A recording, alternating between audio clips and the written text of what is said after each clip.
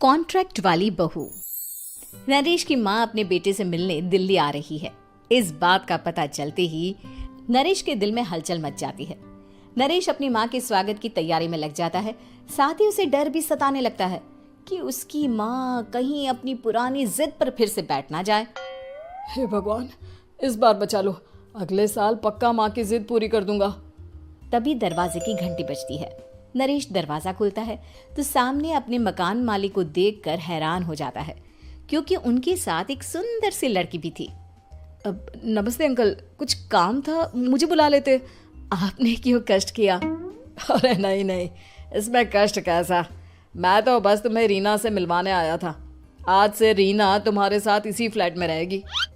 Uncle, कोई लड़का flatmate नहीं है? एक अनजान लड़की के साथ रहना मेरे लिए थोड़ा अजीब होगा।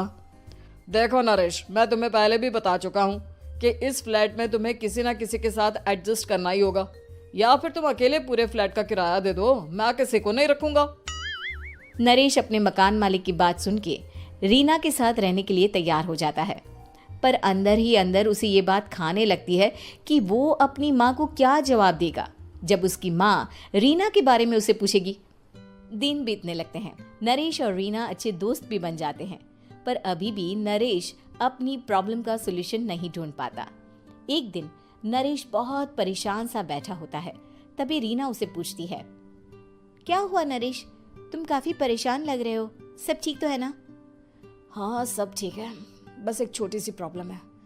वो एक्चुअली 2 दिन बाद मेरी माँ मुझसे मिलने आ रही है। अरे तो इसमें प्रॉब्लम क्या है, ये तो खुशी की बात है। हाँ रीना, बट मेरी माँ एक जिद लेकर बैठ गई है कि मैं शादी कर लूँ, पर मैं अभी इस चीज़ के लिए तैयार नहीं हूँ। ऊपर से जब वो तुम्हें देखेगी तो 100 सवाल करेगी, क्या जवाब दूंगा? अरे इसमें कोई टेंशन वाली बात नहीं है।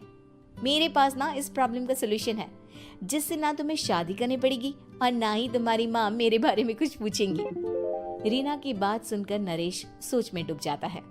वो सोचता है कि रीना खुले ख्यालों वाली लड़की है, कहीं माँ को सच बता ना दे।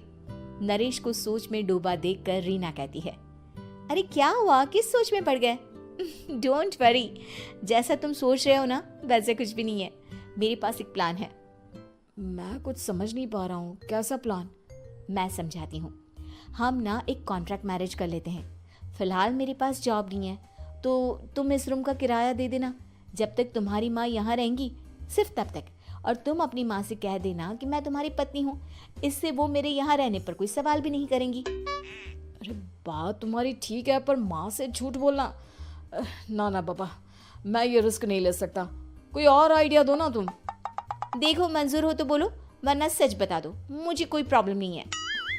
रीना की बात सुनकर नरेश सोच में डूब जाता है। बहुत सोचने के बाद जब उसे कोई रास्ता नहीं मिलता तो वो रीना के बताए हुए रास्ते पर चलने के लिए तैयार हो जाता है। वो रीना से बात करता है और अपनी माँ की पसंद और नापसंद के बारे में बताता है। रीना भी नरेश की सभी बातों को ध्यान से सुनती है, ताकि कहीं उससे कोई गलती ना हो जाए। आखिर वो दिन भी आ जाता है जब नरेश की माँ उससे मिलने दिल्ली आ जाती है। नरेश अपनी माँ को फ्लैट पर लेकर जाता है। जैसे ही नरेश की माँ फ्लैट के अंदर जाती है, रीना उसके पैर छू लेती है। ये देखकर नरेश की माँ थोड़ी घबरा जाती है और नरेश से पूछती है, अरे बेटा नरेश,